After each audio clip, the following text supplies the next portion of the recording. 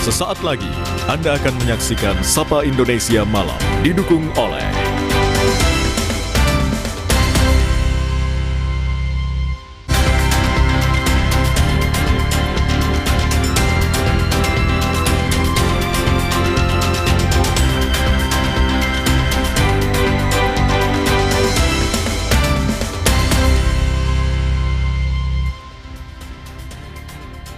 Saudara, di tengah proses negosiasi damai Amerika Serikat dan Iran, Amerika Serikat Senin pagi kembali menyerang wilayah Iran Selatan.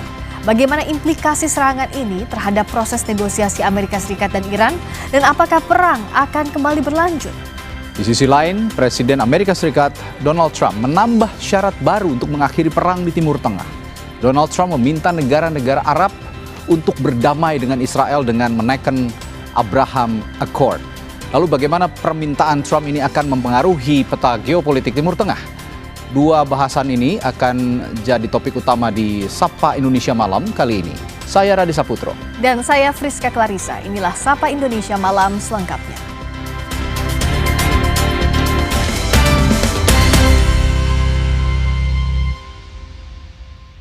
Kita ke informasi pertama. Seorang warga negara asing meninggal dunia usai mendapat penganiayaan di kawasan Blok M, Jakarta Selatan. Pelaku yang sempat buron akhirnya ditangkap petugas Subdit Resmob Polda Metro Jaya. Tindakan penganiayaan yang dilakukan pelaku terekam kamera CCTV. Insiden ini terjadi pada 6 Mei lalu. Korban dan terduga sempat terlibat cekcok yang dilerai oleh rekan-rekannya. Pelaku kemudian memukul korban hingga korban mengalami luka-luka dan dilarikan ke rumah sakit. Usai menjalani perawatan, korban akhirnya meninggal dunia pada 16 Mei lalu. Setelah sempat buron, pelaku yang juga merupakan warga negara asing akhirnya ditangkap petugas Subdit Resmob Polda Metro Jaya Senin dini hari.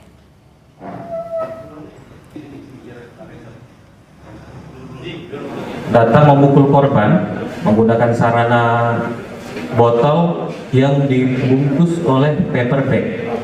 Pelaku kemudian memukul kepala korban.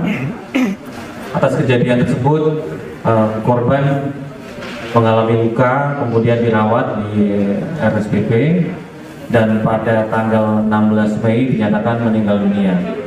Dan diketahui pelaku berinisial MIA, usia 33 tahun, warga negara asing dari Brunei. Nah, sekarang pelaku sudah ditahan di rutan Polda Metro Jaya dan sedang dalam proses penyidikan. Berita lainnya, seorang pendaki asal Malaysia terjatuh saat mendaki Gunung Rinjani, Lombok Timur, Nusa Tenggara Barat pada Senin sore.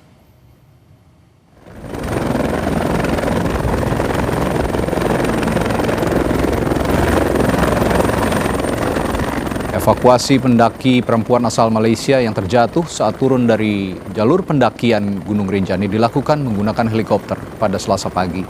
Korban dievakuasi dari pelawangan Gunung Rinjani menuju rumah sakit di kawasan Sanur, Bali untuk mendapatkan perawatan medis. Pendaki asal Malaysia ini mengalami kecelakaan saat turun dari puncak Gunung Rinjani melalui jalur pendakian Sembalun, Lombok Timur.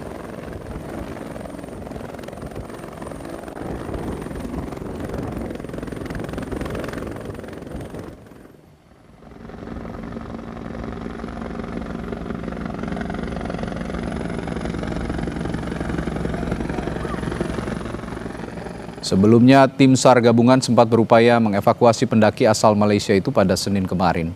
Namun evakuasi menggunakan helikopter sempat terhambat dilakukan pada Senin kemarin sejak korban terjatuh namun terkendala faktor cuaca.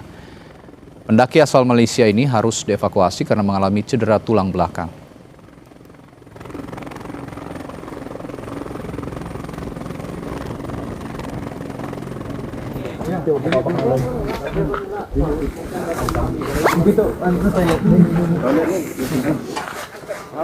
Berdasarkan data Balai Taman Nasional Gunung Rinjani, pendaki asal Malaysia ini tercatat naik Rinjani pada Minggu 24 Mei 2024 ditemani porter dan guide.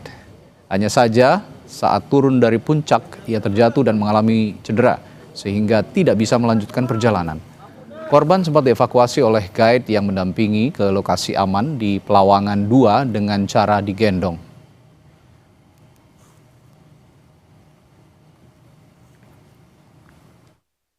evakuasi terhadap satu orang warga negara Malaysia yang terjatuh di rute Gunung Rinjani.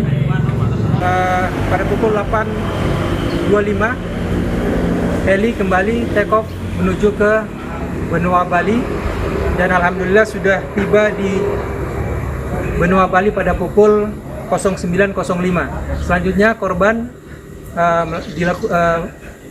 dievakuasi menuju ke Rumah Sakit Inmedica Sanur Bali. Kita ke informasi seputar haji, saudara. Jemaah haji dari seluruh dunia melaksanakan wukuf di Padang Arafah mulai Selasa siang waktu Mekah, Arab Saudi. Jemaah akan wukuf di Arafah hingga matahari terbenam.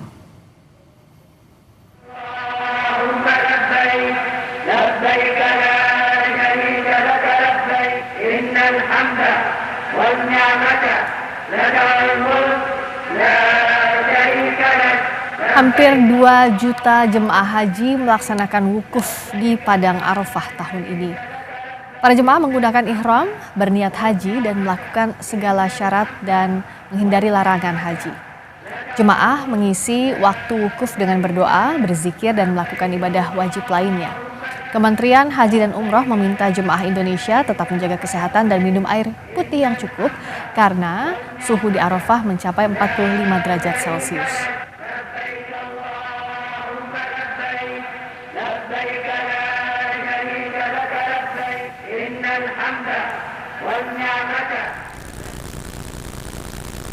Setelah wukuf di Arafah yang merupakan rukun haji, jemaah haji Indonesia akan bergerak ke Musdalifah dan Mina.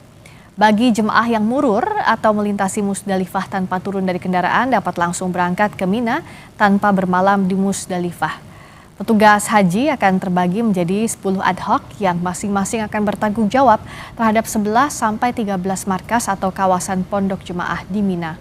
Petugas memastikan tenda jemaah sudah hampir selesai, termasuk fasilitas penunjang seperti kamar mandi, kasur, pendingin ruangan, hingga konsumsi. Petugas haji Satgas Mina telah bersiap menyambut jemaah haji begitu tiba di Mina.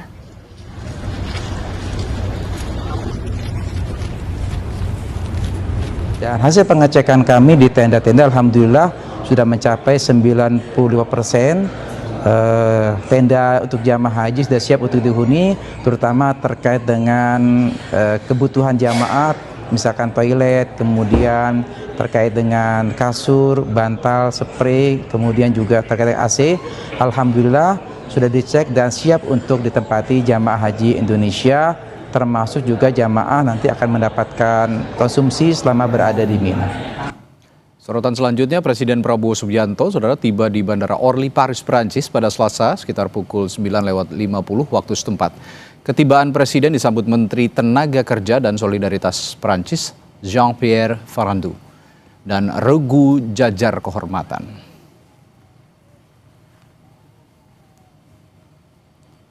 Di hotel tempat Prabowo menginap juga disambut warga negara Indonesia yang telah menunggu sejak pagi, serta Sekretaris Kabinet Teddy Indrawijaya juga bilang kunjungan ke Prancis ini untuk memenuhi undangan otoritas pemerintah setempat. Prabowo akan sholat Idul Adha di Prancis di tengah lawatannya ke negara tersebut. Wakil Menteri Sekretaris Negara Juri Ardiantoro bilang lokasi sholat Idul Adha akan menyesuaikan agenda di Prancis. Pak Presiden kan semalam sudah melakukan kunjungan kerja ke luar negeri ya, ke Prancis, jadi tentu akan menyesuaikan karena pas hari Rabu masih ada di sana, jadi tentu akan menyesuaikan situasi di sana. Amerika Serikat melancarkan serangan baru ke Iran Selatan, mengincar situs peluncuran rudal dan kapal-kapal yang diduga mencoba memasang ranjau. Sesaat lagi di Sapa Indonesia Malam.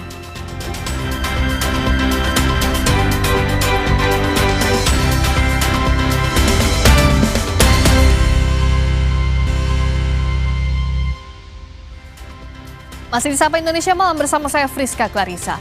Amerika Serikat melancarkan serangan baru ke Iran Selatan, mengincar situs peluncuran rudal dan kapal-kapal yang diduga mencoba memasang ranjau.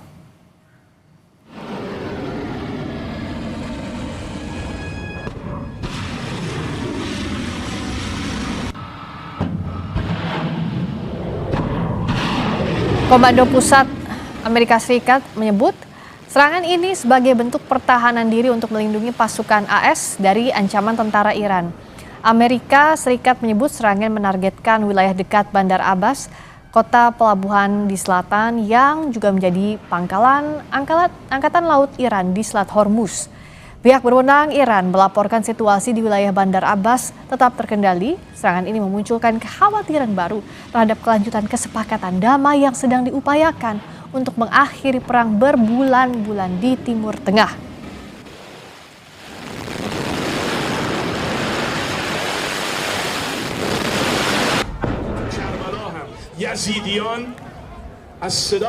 Garda Revolusi Iran (IRGC) menyatakan mereka berhak untuk membalas setiap pelanggaran gencatan senjata oleh Amerika Serikat. Kami kutip dari Sky News, IRGC mengatakan telah mengidentifikasi pesawat tempur dan drone Amerika Serikat yang menyerang. IRGC mengatakan telah menembak jatuh sebuah drone MQ-9. Ketika drone tersebut mengaktifkan sistem pertahanannya dan juga mengeklaim telah memaksa pesawat tempur AS untuk melarikan diri.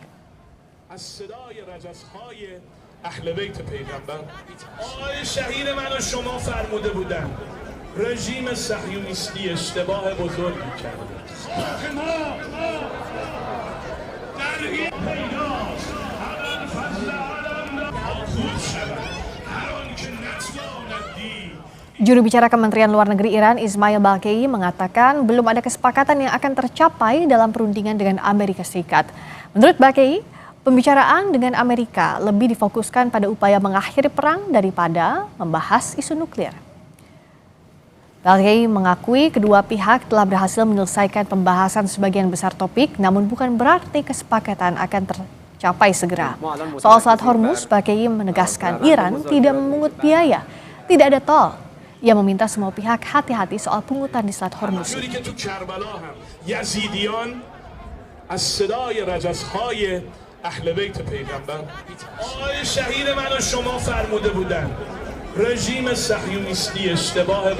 است و در این مرحله ما در مورد جزئیات موضوع هسته‌ای صحبتی نداریم. تهدیدها و فشارها و تصویر کشیدن ها و کاریکاتور منتشر کردن خب بخشی از سیاست ورزی در اون طرف دنیاست.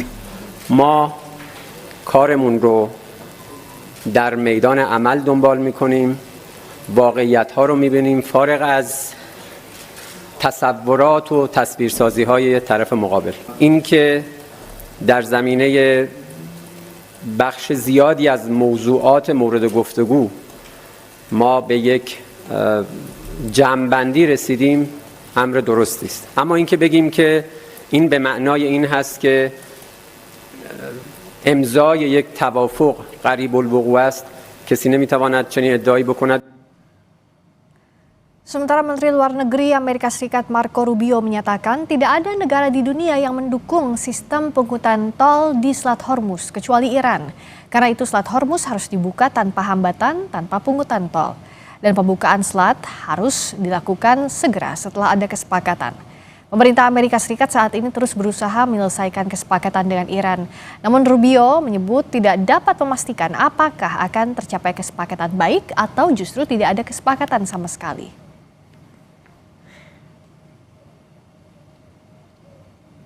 I mean, there's no country in the world that's in favor of a tolling system except the regime in Iran. So that's not acceptable. That cannot happen. The straits need to be open, unimpeded, without tolls, and obviously that needs to happen immediately as soon as anything's agreed to.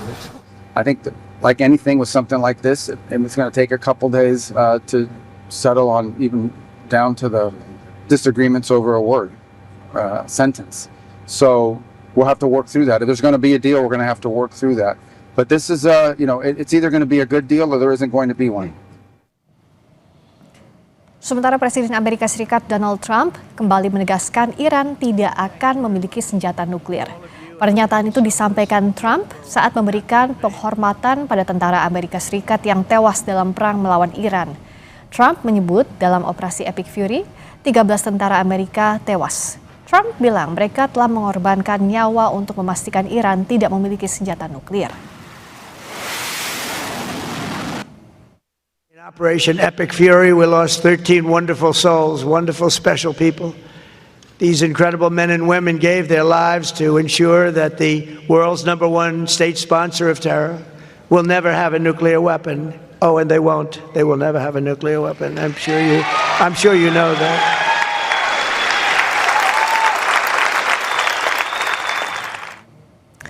Saat negosiasi damai masih berlangsung, Amerika Serikat kembali melancarkan serangan ke wilayah Iran. Apa implikasi serangan ini terhadap proses gencatan senjata dan proses kesepakatan damai Amerika dan Iran? Kita ulas bersama pakar hubungan internasional dari Universitas Parahyangan Julius Purwadi dan peneliti Asia Middle East Center Pizarro Gozali. Selamat malam Pak Julius, Mas Pizarro. Selamat malam Mbak Friska. Selamat malam Mbak Friska. Terima kasih sudah hadir. Saya ke Mas Pizarro. Baru kita berbincang beberapa waktu lalu. Apa sih yang diinginkan Amerika Serikat? Tapi sekarang malah Amerika Serikat menarik pelatuk duluan kepada Iran. Iya, memang seperti udah kita prediksi Friska ya, bahwa negosiasi walaupun diklaim ada progresif, ada kemajuan, ini masih 50-50, masih rentan ya. Ini baru ada semacam kesepakatan awal atau MOU lah kalau kita bicara bisnis gitu ya. Tetapi belum masuk kepada detail-detail teknis kesepakatan yang akan diambil seperti itu. Dan pertanyaan Friska tadi menarik, kenapa akhirnya Amerika mengambil pelatuk duluan untuk melakukan serangan pada Iran? Karena ada tekanan dari internal Partai Republik, ada tekanan dari internal kelompok kecil di pemerintahan Donald Trump bahwa kesepakatan yang sudah ada, yang ada kesepakatan sekarang disepakati itu sama sekali tidak menguntungkan bagi Amerika Serikat. Bahkan ini lebih buruk dari kesepakatan yang sudah ditekan di era Obama. Akhirnya Donald Trump itu nggak bisa menjual kemenangan, dia nggak bisa mengklaim telah menundukkan Iran. Jika Mbak Friska, kalau kesepakatan MOU sekarang yang udah sepakati dengan Iran, ini kemudian diketok palu seperti itu. Kenapa? Karena Iran itu masih boleh melakukan pengajian uranium dan masih mengontrol Selat Hormuz gitu. Ini bisa kita coba refer nih Mbak Friska dengan pernyataan-pernyataan dari politisi Partai Republik ya. Kayak misalkan Ted Cruz ya, itu politisi hawkisnya Partai Republik, dan mengatakan ini menguntungkan Iran banget ini kesepakatan yang sekarang ini. Iran itu aset-asetnya dicairkan, dia bisa menumbuhkan lagi terorisme di kawasan, dan kemudian dia masih mengontrol Selat Hormuz gitu. Bahkan ada lagi nih anggota Partai Republik ya, misalkan kayak Roger Walker, dia bahkan memberikan opsi kalau gitu serang aja udah Iran lagi, lakukan lagi opsi militer seperti itu. Nah, jadi ada instruksi yang sangat kuat di internal Partai Republik. Kesepakatan ini jelas mencoreng citra Partai Republik, dan ini bukanlah sebuah kemenangan, bahkan lebih buruk dari kesepakatan yang di eranya Obama. Kalau kayak gitu kan ini nggak bisa keluar, exit strateginya gagal dong Friska ya. Dia nggak bisa jual dong ke Amerika Serikat bahwa Iran itu benar-benar tundukkan. Saya kira ini salah satu faktor utama kenapa akhirnya Donald Trump memutuskan mengambil pelatuk lagi melakukan serangan. Ya walaupun dia katakan ini ada serangan dari Iran, menurut saya itu kita tidak bisa percaya Donald Trump karena dia sering kali melakukan semacam rekayasa kejadian untuk kemudian membenarkan serangan ke Iran.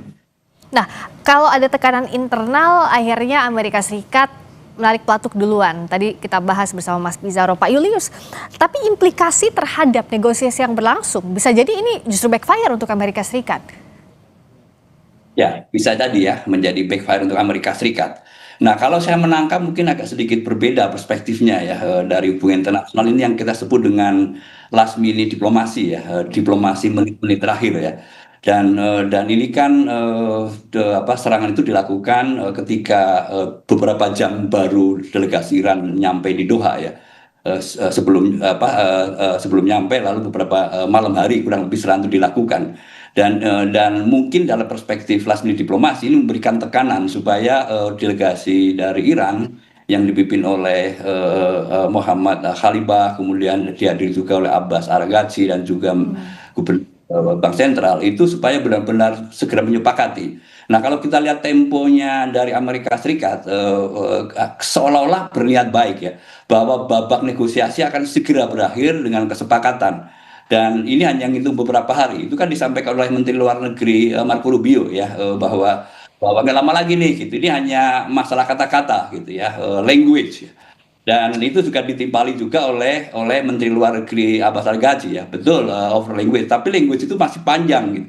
Dan kalau kita lihat dari Iran sendiri kan eksplisit nyebut gitu ya, kalau Amerika nyebut sedikit lagi, kalau Iran nyebutnya masih sangat panjang perjalanannya gitu.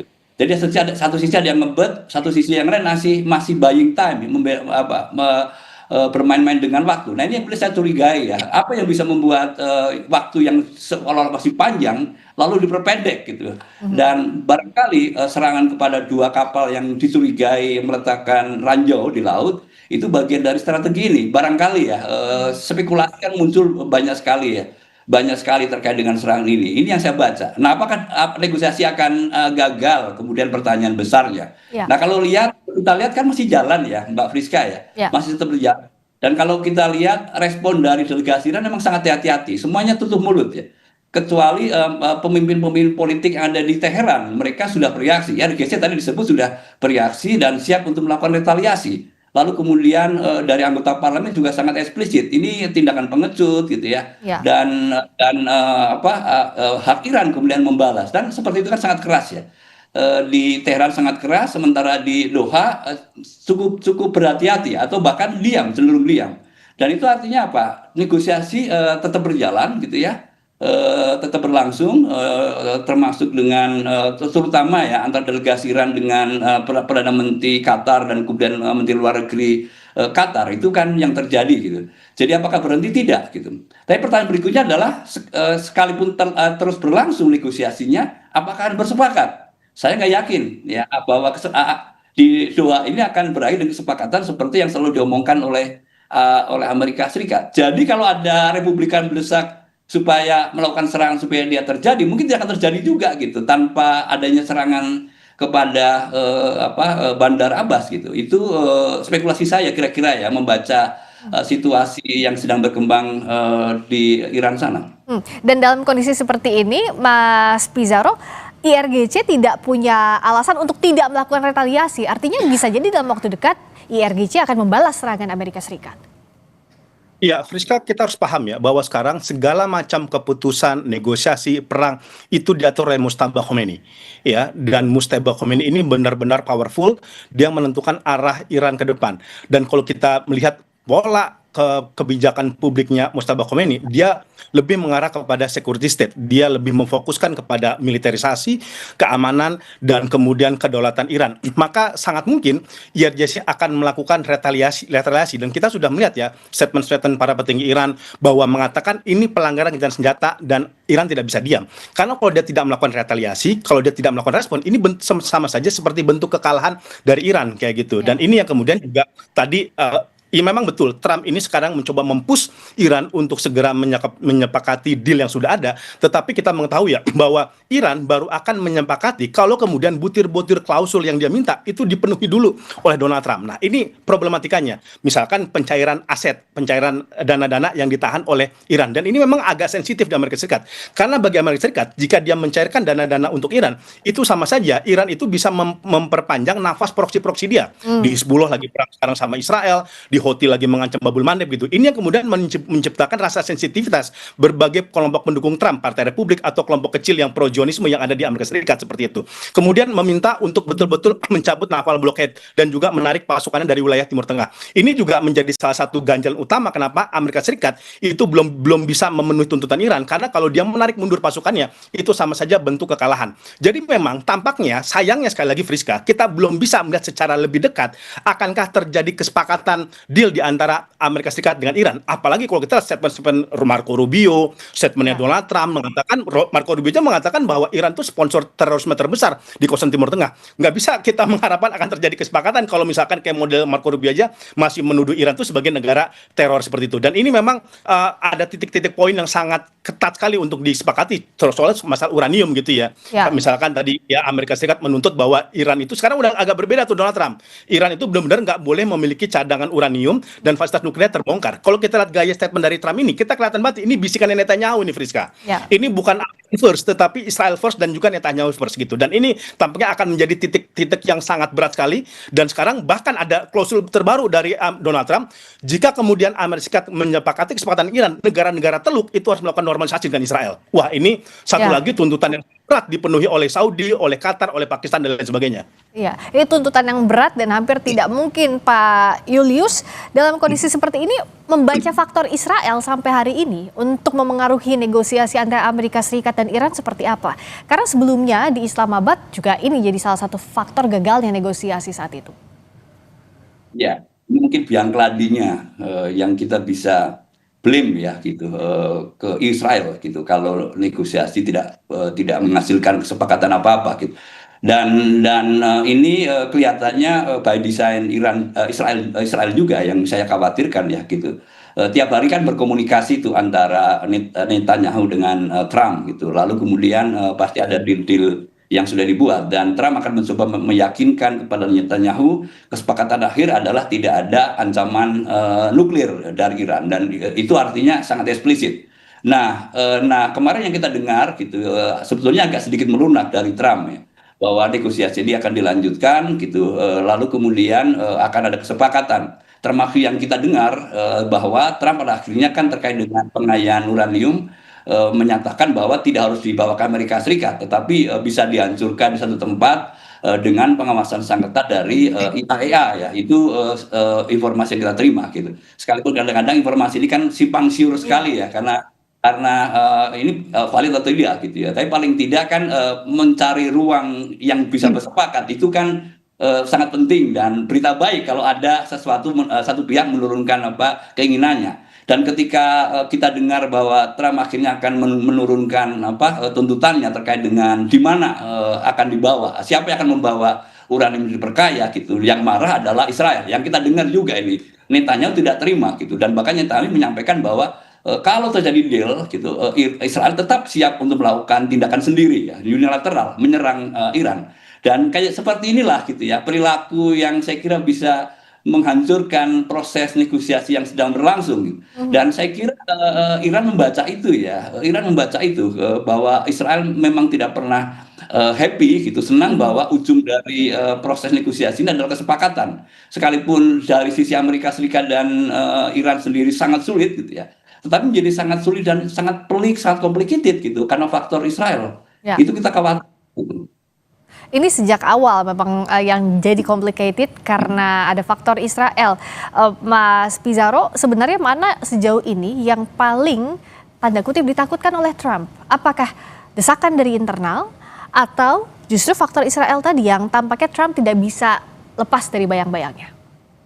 Ya, menurut saya itu kombinasi dan perpaduan dari faktor-faktor tersebut, Friska. Kita tidak bisa melihat faktor tunggal, kenapa kemudian Donald Trump misalkan lebih memilih hanya karena faktor eksternal ataupun tekanan dari Israel. Problematikanya begini, Friska, bahwa kebijakan Donald Trump ataupun naiknya dia menjadi presiden itu tidak lepas dari kelompok-kelompok lobby-lobby pro-Zionis. Bahkan ada yang mengatakan kenapa Trump itu terus melakukan serangan pada Iran, dia tidak takut misalkan reputasi dia runtuh karena ada garansi dari kelompok-kelompok pengusaha pro-Zionis, kelompok-kelompok lobby pro-Zionis yang akan membackup full Donald Trump di dalam kampanye nanti midterm election untuk tetap memenangkan Partai Republik, untuk membuat Partai Republik tetap eksis seperti itu. Jadi ada garansi itu yang membuat kemudian kenapa Donald Trump itu seperti bernafsu dia menekan Iran, melakukan serangan kepada Iran dan bahkan itu tidak mau mencari titik temu seperti itu. Karena apa? Kalau terjadi konsep win-win solution bagi Donald Trump itu sebuah kekalahan, bagi Iran kemenangan, tetapi bagi Donald Trump itu kekalahan karena dia nggak melihat ada sebuah kemenangan yang jelas kan kalau ketika win-win solution gitu. Ya. Yang diinginkan oleh Donald Trump itu kesepakatan kayak model Libya dulu.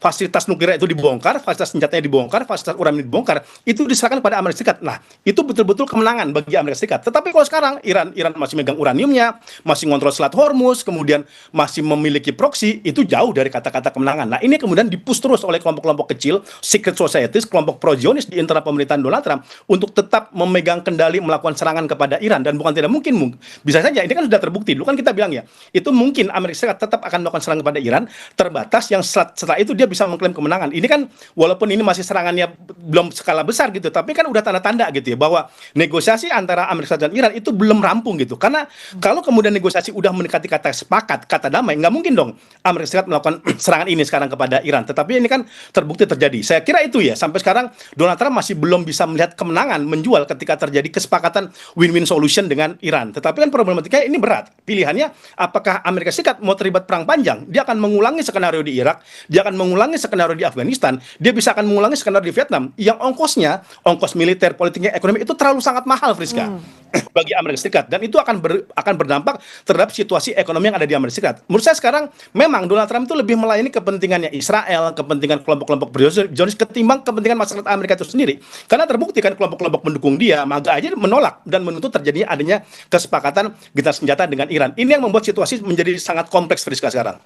Dan kalau demikian dibandingkan dengan kondisi di Irak, Libya, Afghanistan, tampaknya lawan yang dihadapi Amerika Serikat berbeda ya Pak Julius. Lalu apa sebenarnya yang bisa dilakukan sebagai exit strategi yang memungkinkan dalam waktu singkat ini? Kita akan bahas usai jeda di Sapa Indonesia Malam.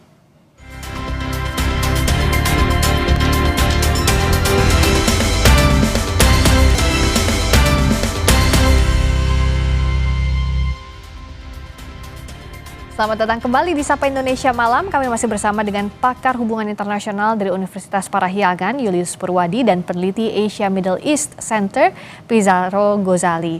Saya ke Pak Julius menyambung yang tadi. Sebenarnya exit strategi yang paling memungkinkan saat ini apa sih? Apakah ya tadi mau tidak mau negosiasi masih berjalan tanpa kesepakatan dan menunggu siapa yang akan pergi dari gelanggang duluan? Pergi dari gelanggang duluan, menarik ya, dan tanpa syarat, itu kan harapannya ya, gitu. Dan Amerika Serikat mengharapkan itu yang dilakukan oleh Iran. Sementara Iran itu yang diharapkan dari Amerika Serikat, membuka blokade lalu pulang gitu ya. Saya kira konsekuensinya kan sangat berat ya, terutama dari Amerika Serikat. Ini sudah biayanya sangat besar, inisiasi perang ini gitu. Lalu biaya politiknya juga sangat besar gitu. Nah, Mbak Friska, menurut saya ada dua strategi yang sedang dikembangkan oleh Amerika Serikat dan diuji coba. Yang baru kita lihat kan yang disebut dengan self defense strike strategi ya. Melakukan serangan terbatas ya, skalanya kecil gitu ya, dengan target yang spesifik gitu ya, yaitu misalnya kapal-kapal kecil dari Iran yang diduga dapat atau sedang menaruh ranjau gitu. Lalu kemudian juga pangkalan-pangkalan peluncur misil atau rudal dari Iran. Nah, itu ada di Bandar Abbas ya. Itu yang disebut dengan proportionate self defense di battlefield. Harapannya tidak akan direspon ya, tidak akan dibalas gitu. Tetapi resikonya adalah kalau tidak dibalas nanti akan melakukan yang lain di tempat yang lain atau di sekitarnya. Ini yang sedang dimainkan. Dan self defense strategi ini, strategi ini dipakai untuk mendukung apa yang disebut dengan pressure track diplomasi dengan daya tekan tinggi, terutama untuk mendukung negosiasi. Nah, yang sedang sekarang kita lihat adalah bahasa baru Memorandum of Understanding. Ini kan sebetulnya harapan yang kita sebut merepresentasikan exit strategi yang lebih praktikal lah ya gitu, daripada perjanjian yang legally binding ya, yang sangat kuat. Nah, daripada legally binding termasuk dalam hal ini Iran akan menyerah gitu ya, surrender at all once. Itu saya kira sudah tidak bisa diharapkan lagi. Nah, untuk itu kelihatannya administrasi Trump itu melakukan kompromi, termasuk di isu nuklir. Ini yang kita agak susah sebetulnya membaca Trump. Di satu sisi kan selalu berteriak dan lantang menyebut bahwa Iran tidak boleh mengembangkan senjata nuklir. Tetapi justru ini stalemate-nya ya, jalan buntunya gitu, kalau negosiasi bisa selesai gitu ya. Jadi harus menurunkan itu gitu. Nah, itu barangkali posisi yang bisa diterima oleh Trump adalah mungkin ya pengayaan uranium disuspend dalam jangka waktu yang cukup panjang, lalu kemudian uranium yang sudah diperkaya gitu lalu akan dihancurkan atau dikontrol di bawah IAEA gitu.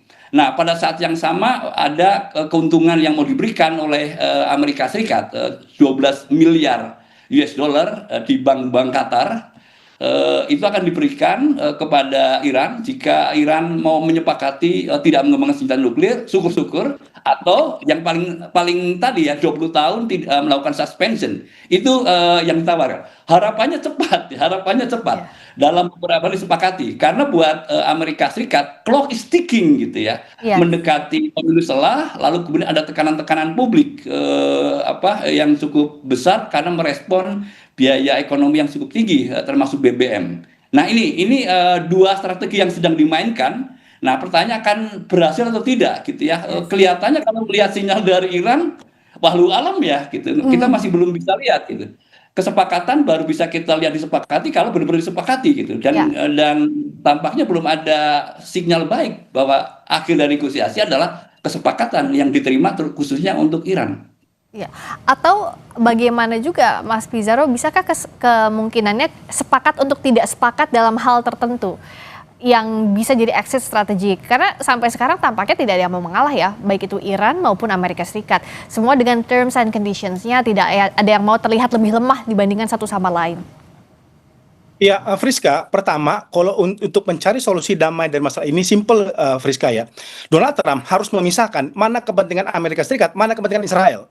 Mana kepentingan bagi publik Amerika Serikat, mana kepentingan pro-Zionis seperti itu. Karena kalau kita lihat, poin dan juga syarat yang diajukan Donald Trump sebelumnya, itu sebenarnya masih bisa diterima oleh Iran. Misalkan, bahwa Iran tidak boleh punya senjata nuklir weapons, tetapi Iran tetap memiliki hak untuk mengatur fasilitas nuklirnya. Dan menurut saya itu haknya Iran sebagai dalam NPT seperti itu. Tetapi kan problematikanya, ini ada kemudian tekanan dari internal kelompok kecil. Misal Pete Hegseth itu kan jelas pro-Zionis. Dia meminta misalkan Iran itu benar-benar nggak punya fasilitas nuklir. Kalau seperti itu tuntutannya, aku yakin saya Friska, sampai kiamat pun Iran tuh nggak mau.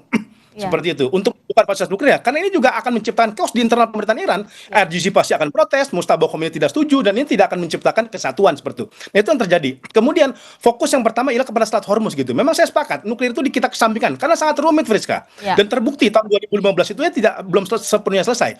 Fokus kepada Selat Hormuz, Amerika Serikat mencabut blokade lautnya, tetapi Iran juga harus fair untuk kemudian membuka Selat Hormuz sepenuhnya dan tidak boleh ada concession fee. Saya kira itu win-win solution yang disepakati oleh banyak negara, Eropa, Asia, termasuk juga Indonesia. Tetapi pernyataannya, apakah Donald Trump mau? Apakah Donald Trump itu setuju pada hal ini? Karena menurut saya ini udah, Iran kalau kayak gitu udah banting harga banget tuh, Friska. Ya. Dia kemudian membuka Selat Hormuznya, kemudian Amerika juga membuka naval blockade-nya seperti itu. Dan menurut saya ini yang kemudian bisa kita lakukan. Yang satu lagi ialah pencairan aset Iran. Mungkin tidak usah semuanya, 20% dulu, 25% dulu. Dan kemudian ditujukan memang pencairan aset ini memang untuk bukan pada hal militer Iran, tetapi ekonomi sipil. Kepada fasilitas pembangunan yang diajukan oleh Amerika Serikat, kepada kemudian infrastruktur sipil, pendidikan dan sebagainya. Kalau kemudian misalkan dana-dana aset ini memang digunakan oleh Iran demi tujuan sipil dan ekonomi, saya kira Amerika Serikat juga nggak boleh menolak. Apalagi itu memang haknya Iran, dana mereka yang ditahan selama ini oleh Amerika Serikat. Saya kira itu titik kompromi yang saya kira fair, Friska, bagi Amerika fair, bagi Iran fair, untuk kemudian menciptakan terobosan bagi kemudian ini semua. Dan menurut saya harus dikawal juga oleh banyak-banyak negara. Kalau kita lihat perjanjian JPOA Obama, ada Cina terlibat di situ, ada Rusia terlibat di situ, ada Eropa gitu. Dan ini tidak bisa hanya Pakistan. Makanya kan sekarang Iran itu mengunjungi Qatar, Saibas Harif itu juga berkomunikasi kepada Saudi dan sebagainya. Saya kira untuk kemudian memastikan bagaimana kesepakatan ini langgeng dan tidak rusak, harus ada juga keterlibatan negara-negara Teluk, keterlibatan negara-negara lain, juga Eropa, untuk memastikan keputusan ini bisa sustainable seperti itu. Tetapi lagi-lagi Amerika Serikat harus menjauhkan kepentingan politiknya dari Israel. Donald Trump harus mementingkan kepentingan publik Amerika Serikat, dunia secara luas, alih-alih ketimbang kepentingannya Israel. Karena kalau ada kepentingan Israel masuk, menurut saya sangat berat. Terbukti genosida Gaza dimediasi oleh Amerika Serikat gencatan senjata. Tetap tuh Israel melakukan serangan kepada Gaza, kesepakatan gencatan senjata pemerintah Libanon dengan Israel itu ditengahi oleh Washington, bahkan ketuk palunya oleh Marco Rubio. Tetap sampai sekarang Israel itu melakukan serangan kepada Hizbullah seperti itu. Jadi Amerika Serikat harus menjauhkan kepentingannya Netanyahu, kepentingannya Zionis. Karena jangan lupa Friska, Oktober itu ada pemilu Israel.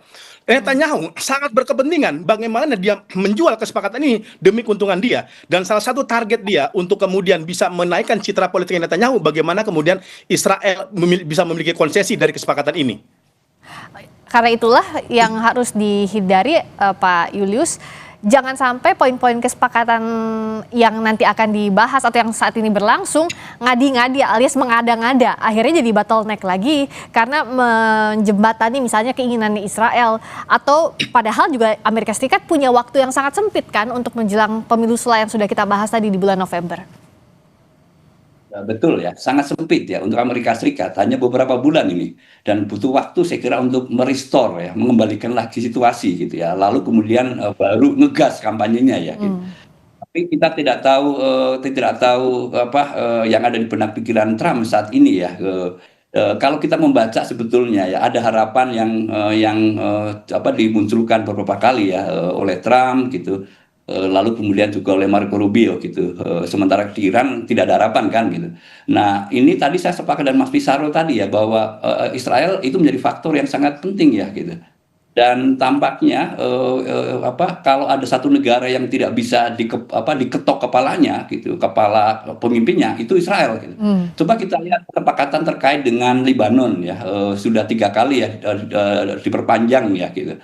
Lalu apa yang terjadi gitu? Tetap aja Israel menggempur Lebanon Selatan dan nyatanya Trump tidak bisa berbuat apa-apa gitu.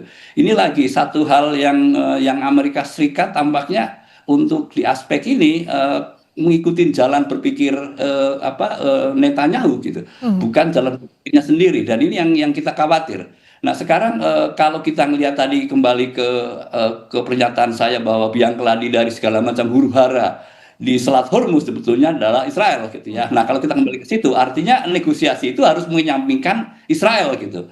Sekalipun tidak mudah ya, tetapi harus ada yang dilakukan. Nah bayangan saya kalau Trump aja nggak bisa gitu ya, lalu siapa gitu.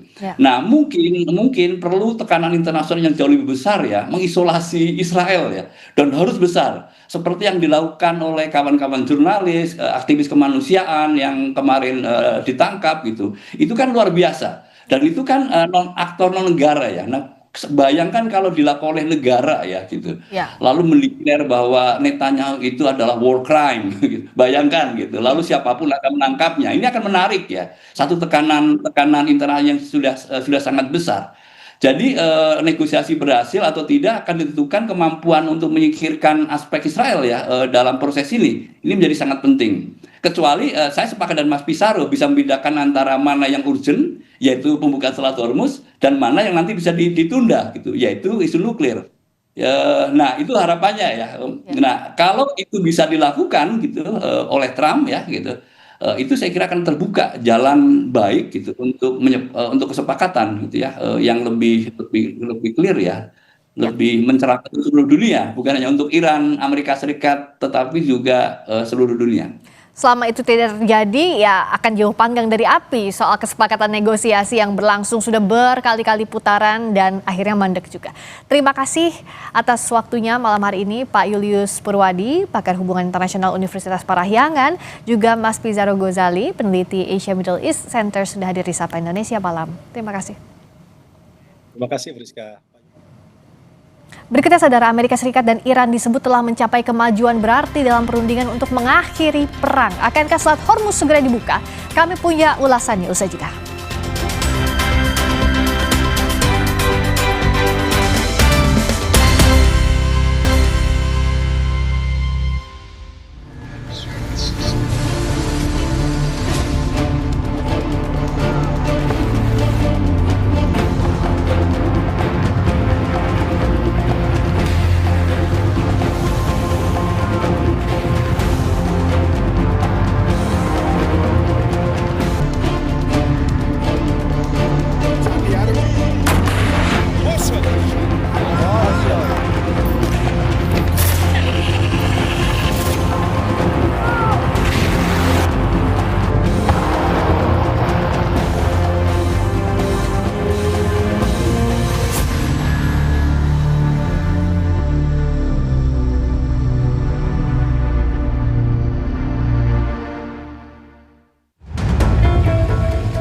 Amerika Serikat dan Iran disebut telah mencapai kemajuan berarti dalam perundingan untuk mengakhiri konflik bersenjata. Perang ini telah menunjukkan betapa cepatnya konflik regional berubah menjadi ancaman global.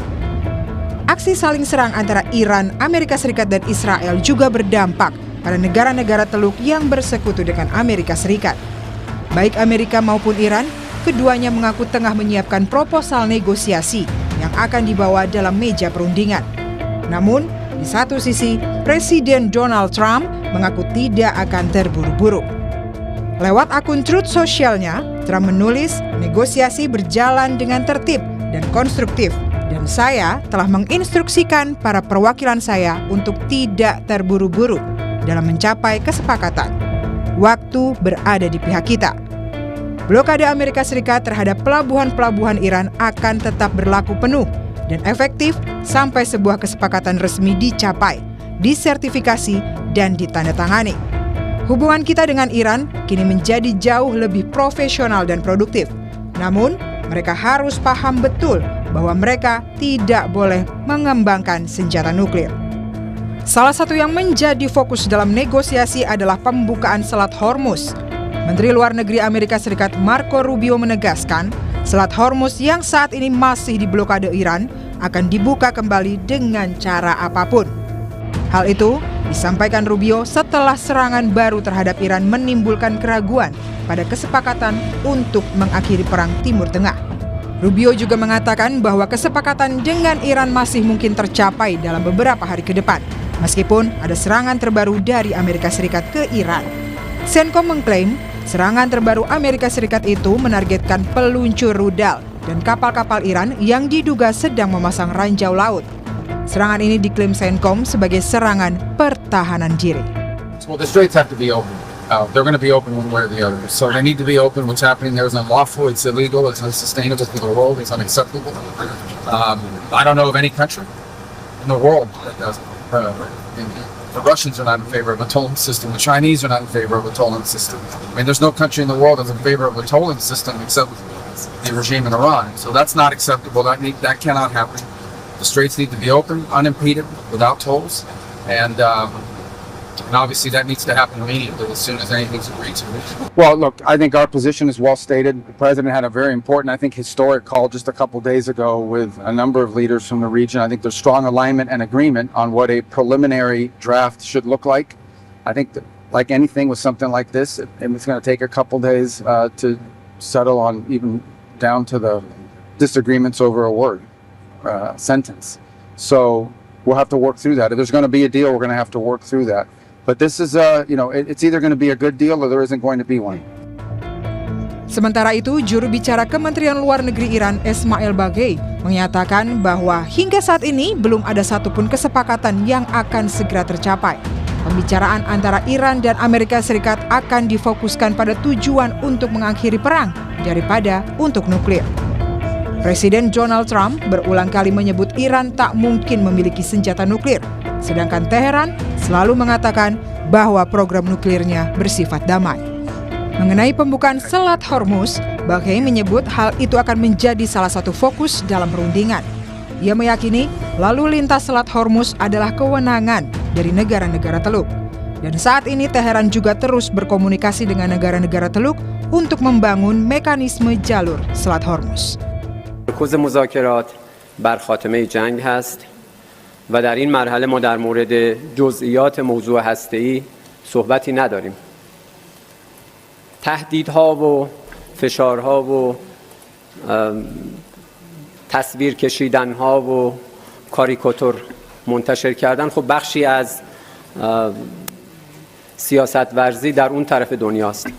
ما کارمون رو در میدان عمل دنبال میکنیم، واقعیت‌ها رو میبینیم فارغ از تصورات و تصویرسازی‌های طرف مقابل. زمانبندی یا زمان خاصی رو برای نهایی کردن تعیین نکردیم.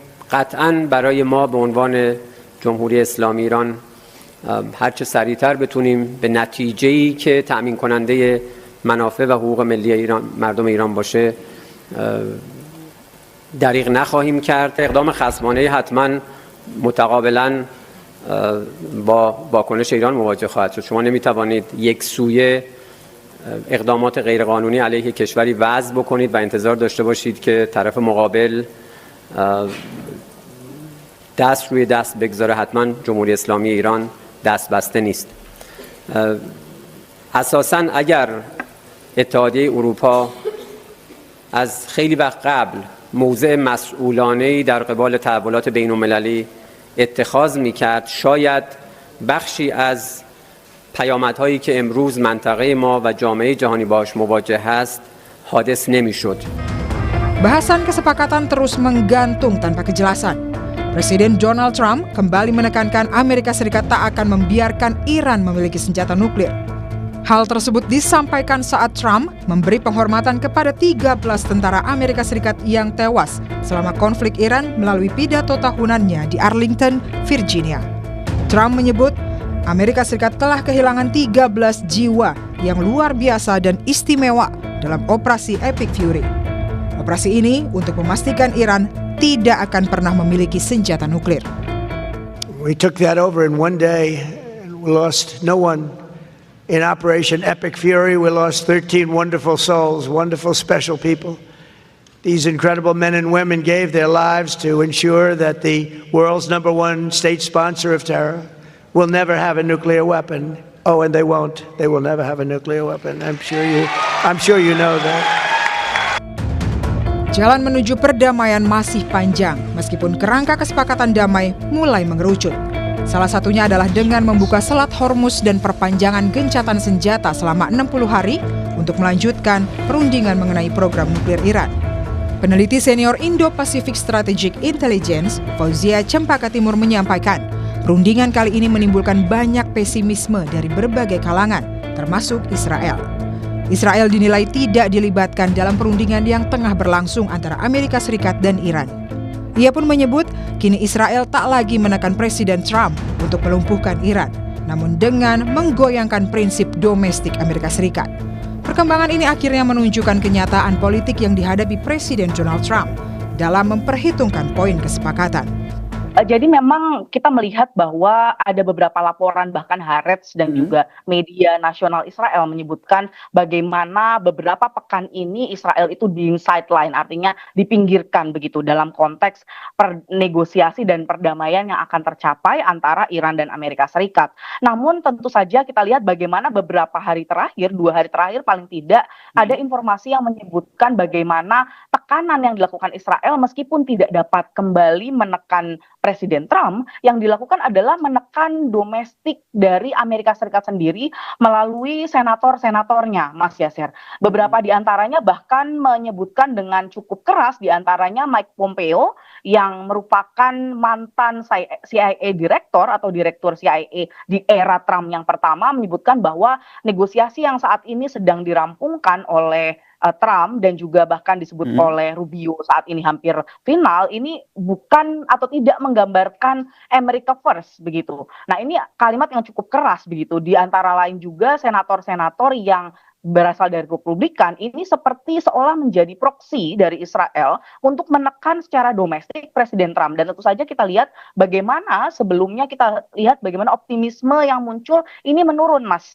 Sehingga kita lihat bagaimana ini merupakan tekanan Israel yang tidak hanya melalui Netanyahu, tapi justru menekan lewat domestik, yaitu melalui senator Republikan dan juga beberapa pihak hawkish di Amerika. Di tengah dilema yang terjadi, diplomasi masih menjadi jalan keluar paling realistis. Kini dunia global masih menunggu apakah dengan dibukanya Selat Hormuz dengan menjamin keselamatan lalu lintas di sana dapat menstabilkan ekonomi global. Kesepakatan belum final. Donald Trump menambah syarat baru untuk mengakhiri perang Iran. Usai jeda di Sapa Indonesia Malam bersama rekan saya Radisa Putra.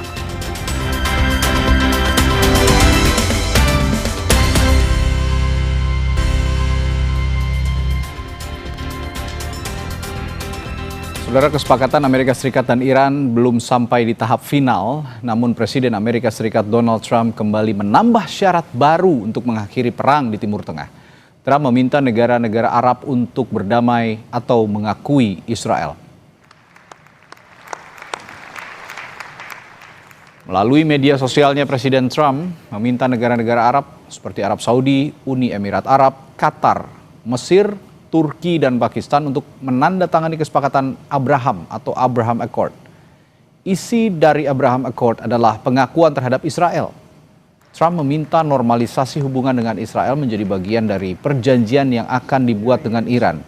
Trump juga mengaku telah membicarakan masalah ini dengan para pemimpin negara-negara Arab tersebut. Trump menyebut jika semua negara Timur Tengah menandatangani perjanjian Abraham, kawasan Timur Tengah akan bersatu, kuat dan makmur.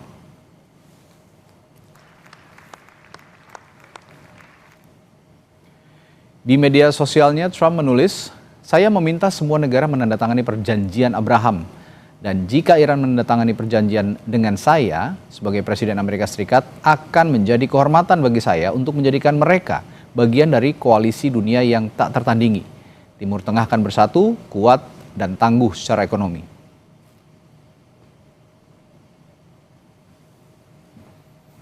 Saudara, negosiasi damai belum mencapai kata akhir. Presiden Donald Trump sepertinya menambah syarat baru dengan meminta negara-negara Arab menaikkan Abraham Accord atau mengakui Israel. Lalu bagaimana negara Timur Tengah akan menyikapi permintaan Trump ini dan bagaimana pengaruhnya pada perundingan damai Amerika dan Iran?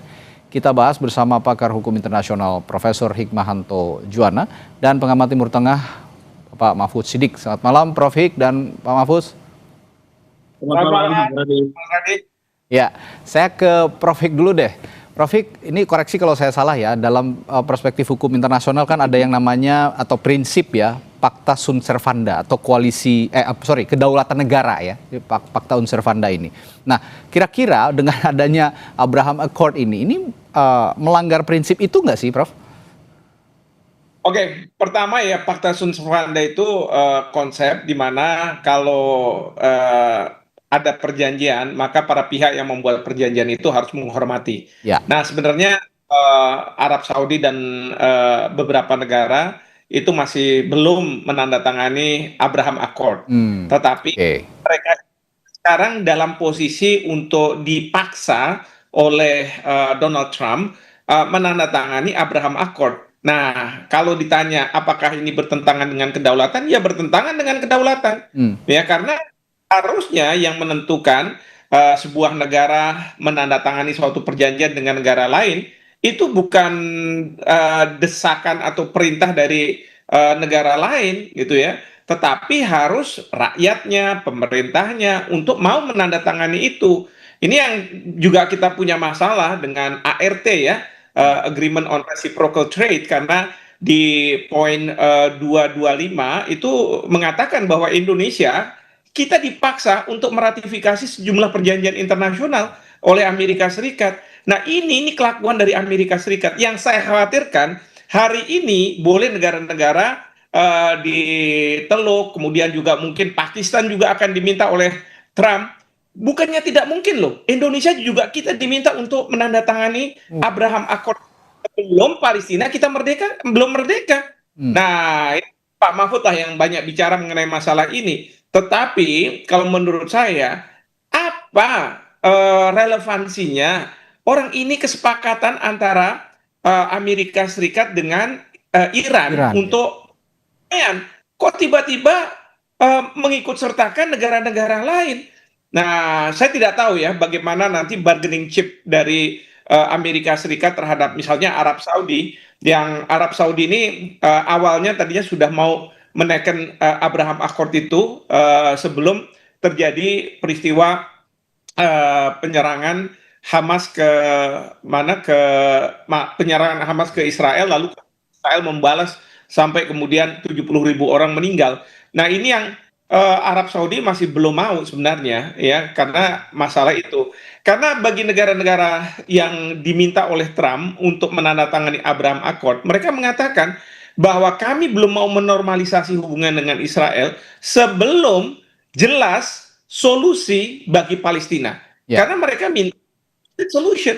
Nah, kalau misalnya two state solution masih belum selesai, ya mereka tidak mau. Katakanlah ada yang mengatakan BOP. Tidak sama sekali. BOP itu justru menjebak negara-negara yang berpenduduk Islam untuk kemudian mau menormalisasi hubungan dengan Israel. Ya, coba bayangkan ketika Bapak Presiden bertemu dengan BOP di Washington DC. Saya waktu itu was-was juga ya, bagaimana sikap Bapak Presiden ketika bertemu dengan perwakilan dari Israel. Pada waktu itu diwakili oleh Menteri Luar Negeri, bukan oleh Perdana Menterinya. Apa akan bersama? Ya, kalau misalnya sempat bersalaman, wah, dan itu di-capture oleh televisi, itu yang namanya rakyat itu akan bergerak, malah marah sama Bapak Presiden. Itu kan, tapi kita dijebak oleh siapa? Trump. Nah, ini hati-hati juga. Artinya ini merupakan menurut saya pelanggaran kedaulatan yang dilakukan oleh Trump, dan Trump selalu dengan bangganya, bahkan terakhir pada waktu dia bicara di depan Kongres, ya, di State of the Union di depan Kongres, itu mengatakan we are winning so much, kita ini menang terus, negara-negara itu bisa di bawah saya, katanya gitu. Coba dengan bangganya dia mengatakan bahwa kita ini mampu menekuk kedaulatan dari banyak negara. Bayangkan misalnya Venezuela itu dilarang untuk menjual minyaknya ke Cina, sampai Cina memberikan respon bahwa kedaulatan dari suatu negara dong. Nah, sama seperti hal yang ini, harusnya negara-negara yang didorong oleh Trump untuk menandatangani Abraham Accord yang diinisiasi pada waktu Trump menjabat pada masa kepresiden pertama, untuk kalau menurut saya sih harusnya kita tolak, tapi sama Trump didorong-dorong untuk menandatangani itu. Ya, ini kalau Anda bilang tadi Prof, ini sebagai trap gitu ya, jebakan nih yang harus diwaspadai seperti itu harusnya. Nah, begitupun sikap dengan negara-negara Timur Tengah yang sampai saat ini sepertinya belum menandatangani karena memang takut terjadi trap ulang lagi ya, seperti BOP itu lagi. Nah, saya kalau begitu ke Pak Mahfudz, kalau bicara soal Timur Tengah Pak Mahfudz, ya katakanlah negara yang paling dilihat di Timur Tengah ya adalah Arab Saudi. Selama ini Arab Saudi itu kan bersikeras bahwa normalisasi dengan Israel itu harus disertai jalan yang tidak dapat dibalik atau irreversible pathway menuju negara Palestina. Mereka sangat juga concern terhadap Palestina. Nah, tapi dengan kondisi seperti ini, apakah syarat Trump ini akan ditolak mentah-mentah oleh Riyadh atau bagaimana Pak Mahfudz? Anda bisa menganalisis sedikit soal ini.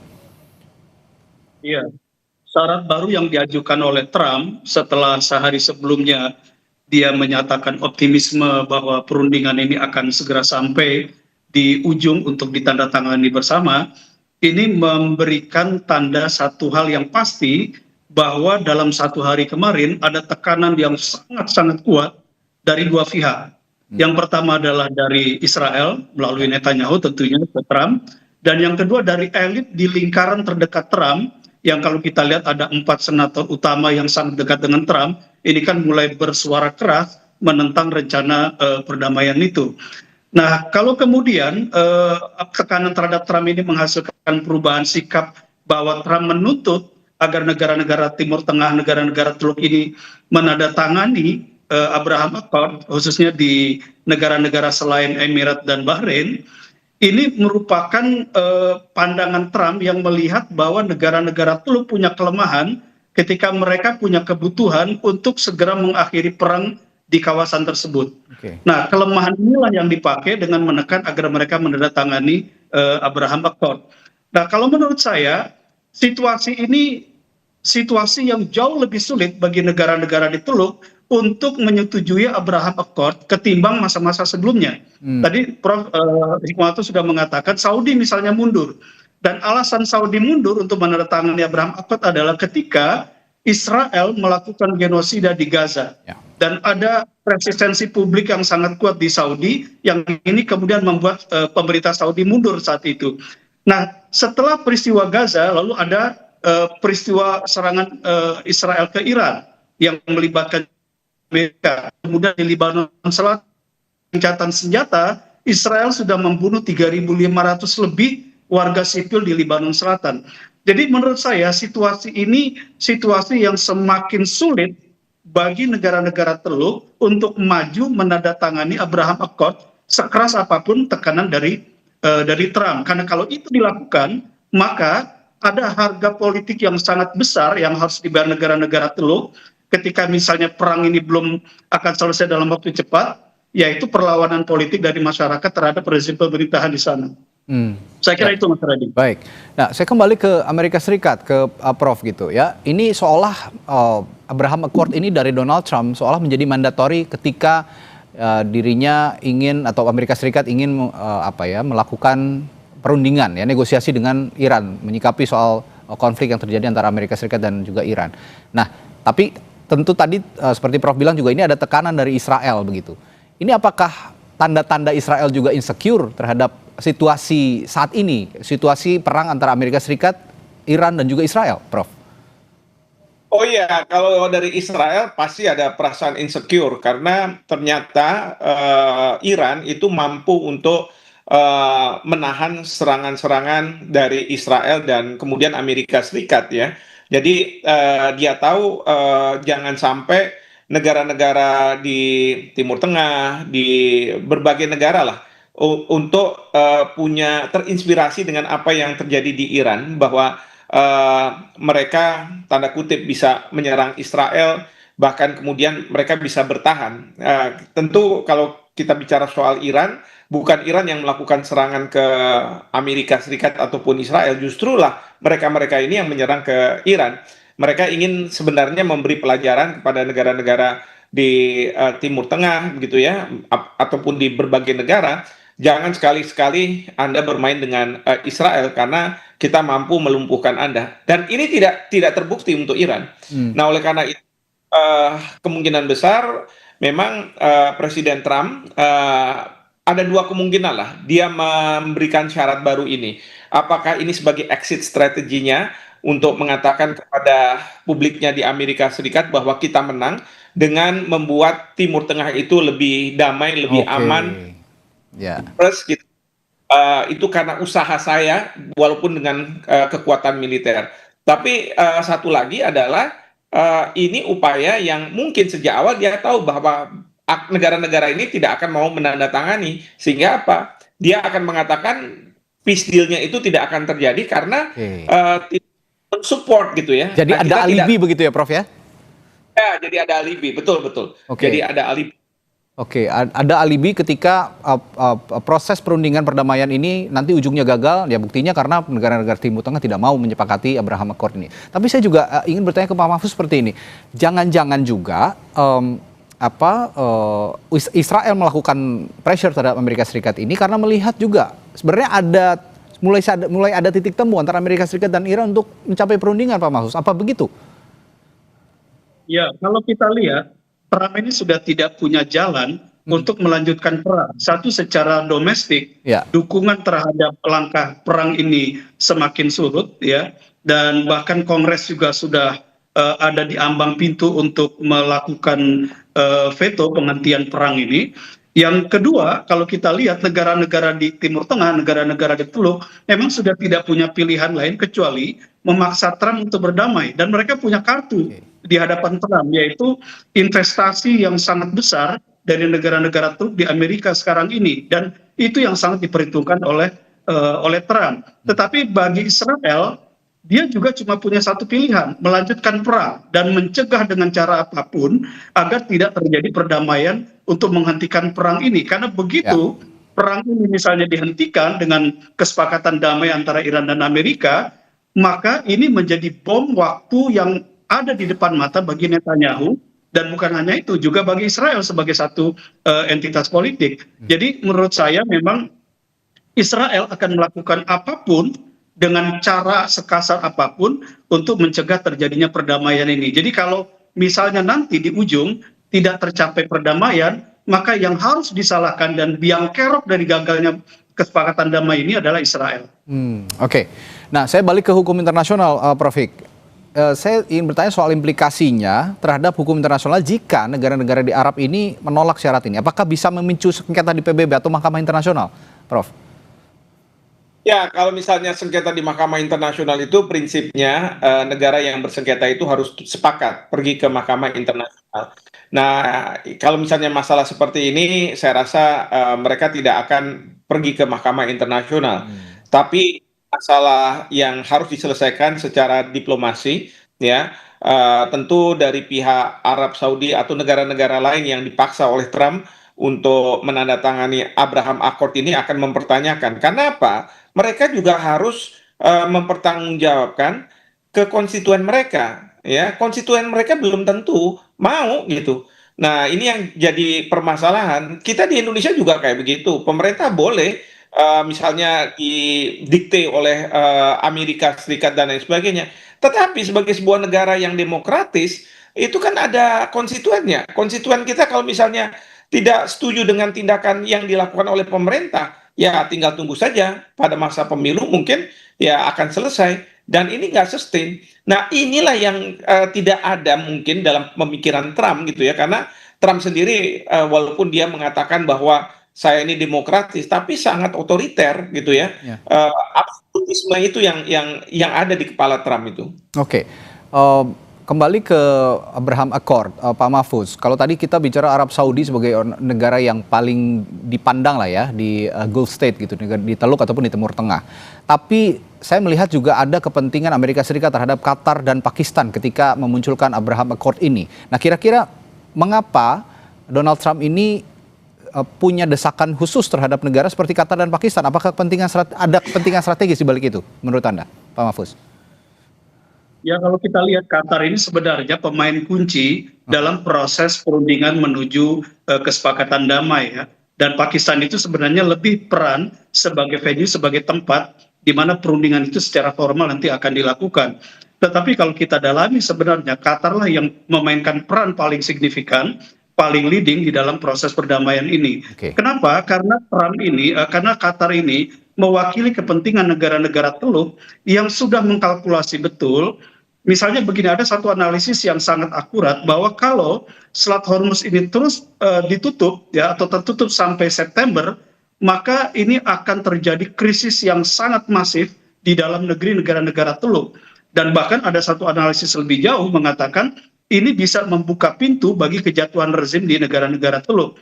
Jadi kalau kita lihat, memang ada peran-peran yang sangat penting ya dari aktor-aktor baru di GCC ini selain Arab Saudi. Tetapi ada satu hal yang perlu kita catat penting dari Abraham Accord ini, bahwa kalau satu negara telah menandatangani Abraham Accord ini bukan sekedar pengakuan kedaulatan dan hubungan diplomatik secara timbal balik, tapi lebih jauh sebagaimana yang dialami oleh Uni Emirat dan Bahrain, bahwa ada kerjasama di sektor keamanan dan intelijen.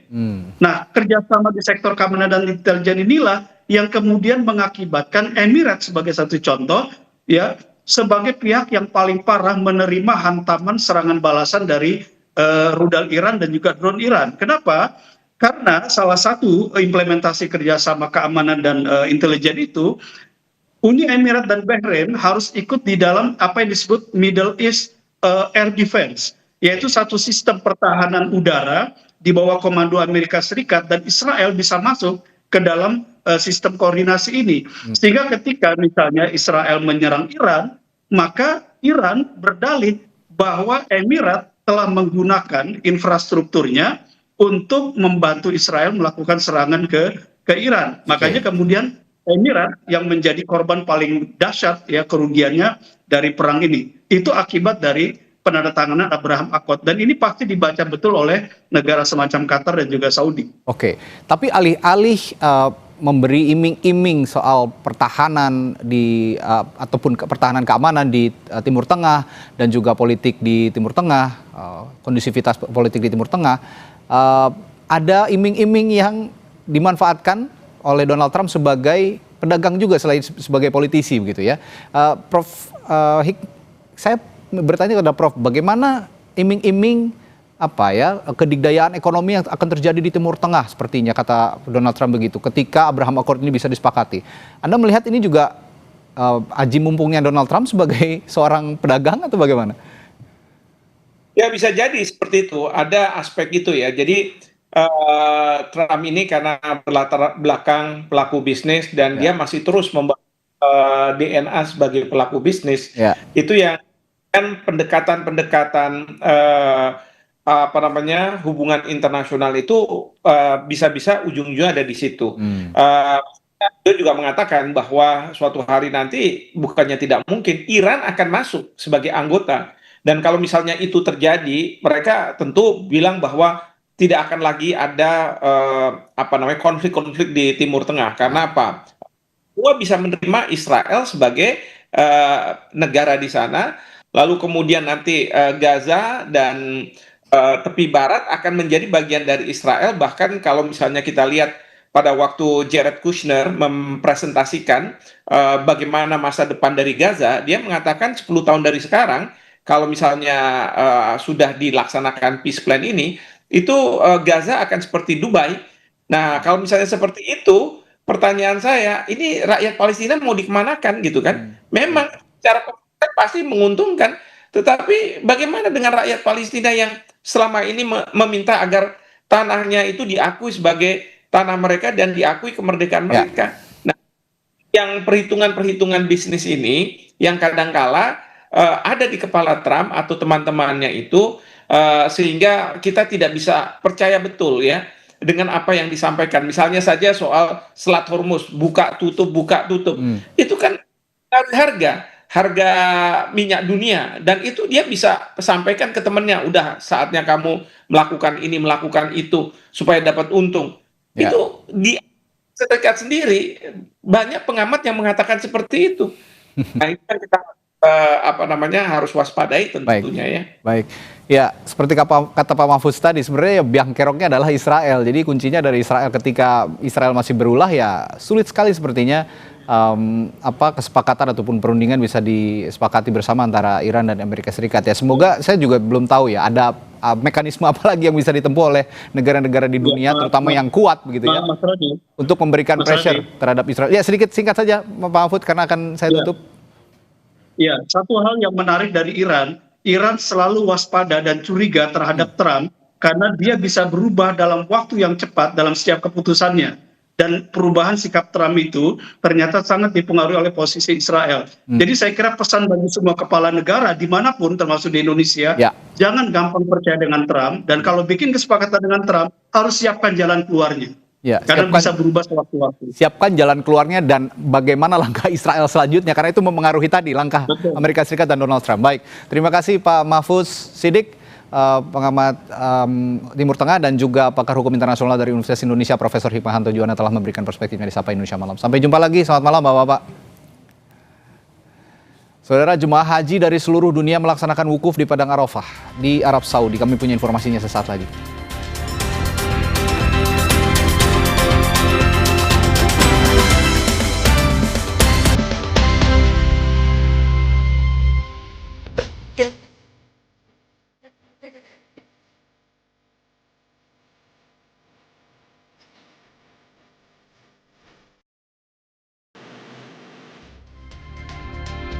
Informasi dari puncak penyelenggaraan ibadah haji tahun 2026, Saudara. Jemaah haji dari seluruh dunia melaksanakan wukuf di Padang Arafah mulai Selasa siang waktu Mekah, Arab Saudi. Para jemaah akan wukuf di Arafah hingga matahari terbenam.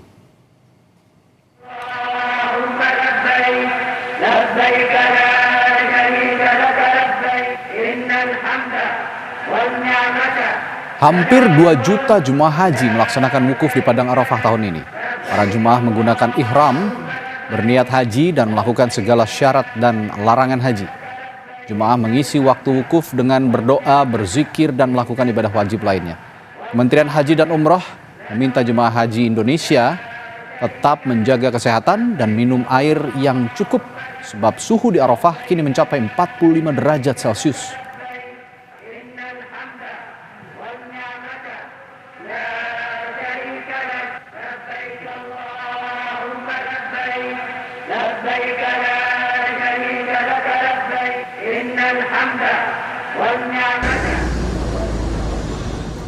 Sementara itu, tim pengawas haji DPR meminta penyelenggara haji memperbaiki mekanisme transportasi untuk fase selanjutnya setelah wukuf di Arafah. Pasalnya, tim muas haji menemukan banyak jemaah harus menunggu berjam-jam untuk berangkat ke Padang Arafah. Ini menjadi catatan tim muas haji dan kendala ini dapat berpengaruh pada kesehatan jemaah dalam menunaikan ibadah puncak haji selama fase Ar-Muzna, yakni Arafah, Muzdalifah, dan Mina.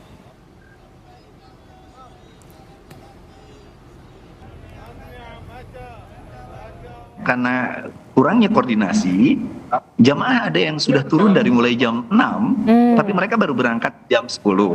Ada juga yang mereka turun misalnya bagian kedua jam 10, tetapi akhirnya bis datang agak malam. Sehingga kita datang untuk mengingatkan jamaah yang sepuh-sepuh karena cuaca juga untuk kembali ke kamar masing-masing. Nah, ini harus kita perbaiki sehingga harus detail karena bagaimanapun Arafah itu menjadi puncak, sehingga jamaah harus dalam keadaan siap secara lahir, batin, dan tidak boleh ada orang yang sampai menunggu berjam-jam untuk diangkut ke Arafah. Ada beberapa supir yang dia tidak paham juga, tidak dilatih secara menyeluruh bagaimana mereka menjemput, lalu kapan mereka berangkat dan lain sebagainya, sehingga mereka masih menunggu perintah dari syarikah. Sehingga jamaah-jamaah yang sudah di bis kadang-kadang tidak berangkat, tidak cepat-cepat berangkat karena si supir itu nunggu komando dari syarikat. Bahwa bagian transportasi ini menjadi bagian yang sangat-sangat penting, terutama ketika didorong jamaah dari Mekah ke Arafah, lalu dari Arafah nanti menuju Mina. Saudara, setelah wukuf di Arafah, jemaah haji Indonesia akan bergerak ke Muzdalifah dan Mina. Bagi jemaah yang murur atau melintasi Musdalifah tanpa turun dari kendaraan dapat langsung berangkat ke Mina tanpa bermalam di Musdalifah. Petugas haji Satgas Mina telah bersiap menyambut jemaah haji begitu tiba di Mina, dan berikut laporan jurnalis Kompas TV Jihan Novita yang tergabung dalam Media Center Haji 2026 dari Arafah, Arab Saudi. Assalamualaikum warahmatullahi wabarakatuh. Saudara, setelah melaksanakan wukuf di Arafah, jemaah haji Indonesia akan bergerak menuju Musdalifah dan Mina. Pergerakan jemaah dari Arafah akan mulai dilakukan selepas ba'da maghrib. Setelah Arafah, yang menjadi fokus perhatian adalah Musdalifah dan Mina. Bagi jemaah yang murur, jemaah akan langsung diberangkatkan dari Arafah menuju ke Mina tanpa bermalam di Musdalifah. Menyambut kedatangan jemaah di Mina, petugas haji yang tergabung dalam Satgas Mina telah bersiap untuk memberikan pelayanan bagi jemaah haji Indonesia di kawasan Mina. Sebelum kedatangan jemaah, petugas haji Satgas Mina telah melakukan pengecekan menyeluruh di tenda-tenda yang akan ditempati oleh jemaah haji Indonesia. Nantinya, petugas Satgas Mina akan terbagi dalam 10 tim ad hoc, di mana masing-masing tim akan bertanggung jawab atas 11 hingga 13 markas atau kawasan pemondokan jemaah di Mina. Dari hasil pengecekan petugas menunjukkan kesiapan tenda di Mina telah hampir rampung. Tenda jemaah sudah siap digunakan, termasuk fasilitas penunjang seperti toilet, kasur, bantal, spray, hingga pendingin ruangan. Selain itu, selama di Mina, jemaah juga akan mendapatkan layanan konsumsi. Dan berikut pernyataan dari Kasatgas Mina, Khalilur Rahman. Dan hasil pengecekan kami di tenda-tenda alhamdulillah sudah mencapai 95%. Tenda untuk jamaah haji sudah siap untuk dihuni, terutama terkait dengan kebutuhan jamaah, misalkan toilet, kemudian terkait dengan kasur, bantal, spray, kemudian juga terkait dengan AC. Alhamdulillah sudah dicek dan siap untuk ditempati jamaah haji Indonesia, termasuk juga jamaah nanti akan mendapatkan konsumsi selama berada di Mina. Demi kenyamanan dan keamanan selama berada di Mina, petugas mengimbau jemaah untuk mematuhi jadwal lempar jumroh yang telah ditetapkan pemerintah Arab Saudi guna menghindari kepadatan dan situasi krodit di area Jamarot. Jemaah juga diminta untuk membawa air minum saat menuju Jamarot serta berjalan secara berkelompok agar tidak terpisah dari rombongan demi menjaga keselamatan dan kenyamanan selama menjalankan rangkaian ibadah haji. Jihan Novita, Kompas TV, Arafah, Arab Saudi. Saudara, mudik Idul Adha, kemacetan panjang terjadi di Jembatan Suramadu, sisi Surabaya. Kami hadirkan informasinya setelah jeda di Sapa Indonesia Malam.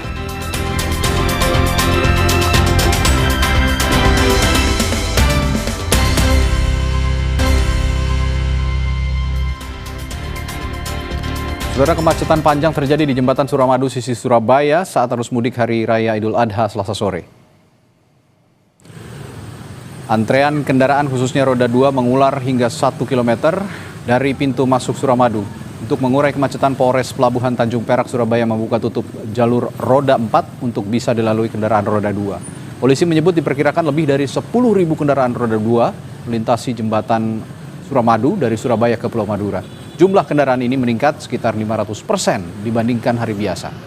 Bagi warga Madura, pulang kampung atau toron di Hari Raya Idul Adha merupakan tradisi. Makan dan berkumpul keluarga besar di kampung menjadi hal yang ditunggu saat mudik.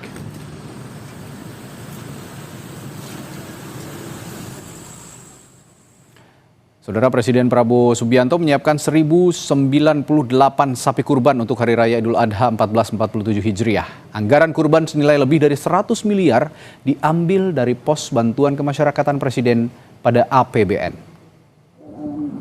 Wakil Menteri Sekretaris Negara Juri Ardiantoro menjelaskan sebanyak 598 ekor sapi disalurkan ke 552 daerah di seluruh tanah air, dan daerah yang tidak menyediakan sapi berstandar bobot antara 800 kg hingga 1,3 ton akan mendapat 2 sapi.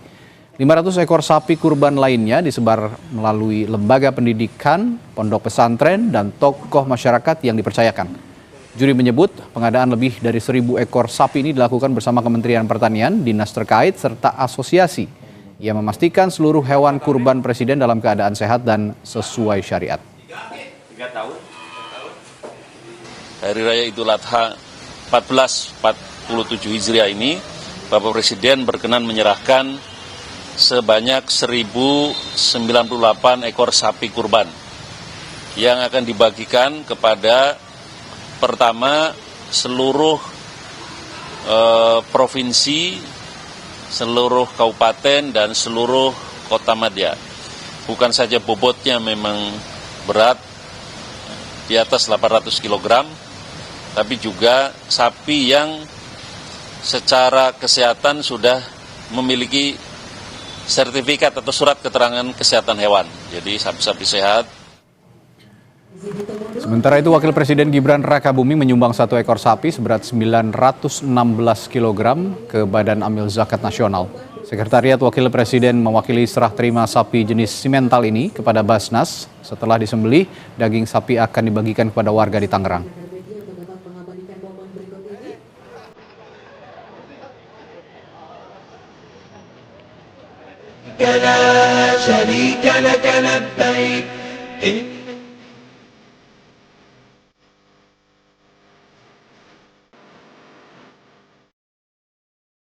Saudara, di Bangladesh, para penumpang rela duduk di atas atap rel atau di atas atap kereta saat mudik Idul Adha.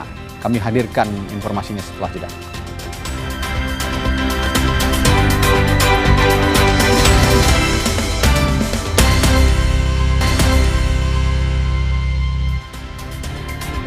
Kembali di Sapa Indonesia Malam, berbagai stasiun di kota Dhaka, Bangladesh penuh penumpang yang akan pulang ke kampung halaman ataupun liburan jelang Idul Adha. Tak hanya rela berdesakan, sejumlah penumpang bahkan sampai duduk di atas kereta. Meskipun berbahaya, para penumpang kereta api di Bangladesh rela memanjat untuk bisa mendapatkan tempat duduk di atas kereta. Pasalnya, kereta api tetap menjadi pilihan utama untuk menghindari kemacetan lalu lintas jika menggunakan bus saat jelang libur Idul Adha. Otoritas kereta api Kamalapur memperkirakan 65 hingga 75 ribu penumpang akan meninggalkan kota Dhaka saat Idul Adha. Otoritas kereta api Bangladesh telah menambah personel untuk mencegah bepergian di atas atap kereta, tapi jumlah penumpang seringkali melampaui upaya penegakan hukum.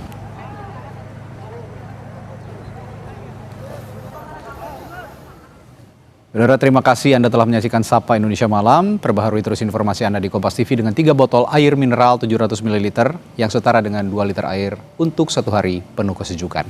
Saya Randi Saputro. Dan saya Friska Clarissa, terima kasih. Selamat malam, sampai jumpa.